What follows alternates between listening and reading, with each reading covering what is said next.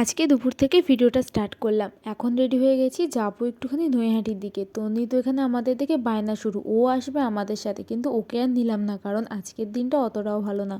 দিন বলতে ওয়েদার, কখন বৃষ্টি চলে আসে কে জানে। এখন বড় মার প্রসাদ নিয়েছি লাইন দিয়ে, তারপরে চলে গেলাম দোকানে দুটো শাড়ি কিনতে। কী শাড়ি কিনেছি সেটা তোমাদের পরের দিনই না হয় দেখালাম। আর এখন এসেছি এখানে ব্লাউজ কিনতে, মায়ের পছন্দ হয়নি বলে আর কেনা হলো না। তারপরে চলে এসেছি পাটালি গুড় কিনতে, আজকে বাড়ি গিয়ে মা বানাবে আমাদের জন্য পিঠে। আর এখানে তো বাড়ি আসার জন্য অটোতে বসেছিলাম, প্রায় ওয়েট করতে করতে ঘুমিয়েই পড়েছিলাম বলতে গেলে। তারপরে বাড়িতে এসে ফ্রেশ হয়ে মা এদিকে দুধ বসিয়ে দিয়েছে, এদিকে আমি নারকেলটাকে এখন ছাড়িয়ে নেব, নারকেলটা পুর বানাবে। আর এইদিকে দেখো মাখন, না না এটা ক্ষীর বানানো একদম তৈরি।